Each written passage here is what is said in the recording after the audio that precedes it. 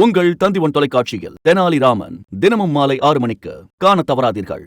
சென்னை மதுரவாயல் அருகே நொளம்பூர் தரைப்பாலத்தின் மீது வாகன ஓட்டிகள் ஆபத்தான முறையில் பயணம் மேற்கொள்கின்றனர்.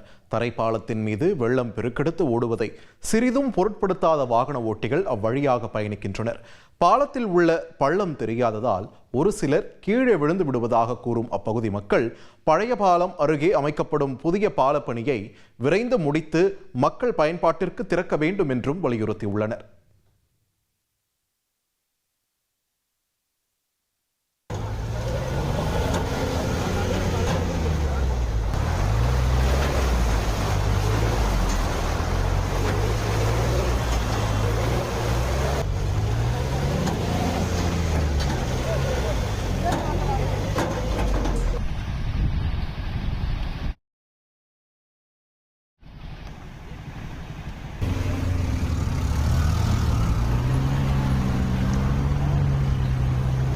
எப்பயுமே இப்போன்னு இல்லை, எப்போ மழை பெஞ்சாலும் கொஞ்சம் மழை பெஞ்சாலும் இங்கே தண்ணி மேலே வந்துடும். ஏன்னா தரப்பாலன்றதுனால பக்கத்தில் கொஞ்சம் பெரிய பாலம் கட்டுறேன்னு சொல்லியிருக்காங்க. ரொம்ப நாளாக கட்டிட்டு தான் இருக்காங்க. அது கொஞ்சம் சீக்கிரம் முடிச்சாங்கன்னா கொஞ்சம் நல்லாயிருக்கும். இந்த மழை வந்தால் ரொம்ப கஷ்டமாக இருக்குது இடம் வரத்துக்கு. இது கிட்டத்தட்ட இந்த பாலம் வந்து 2 வருஷமாக கட்டினுருக்காங்க, இன்னும் வேலை முடியல.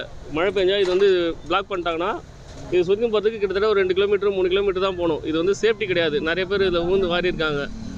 தண்ணி போகாதே நிறைய பேர் ஊந்து வாடுறாங்க. ஏன்னா பள்ளம் சரி ஒரு இதுவும் கிடையாது.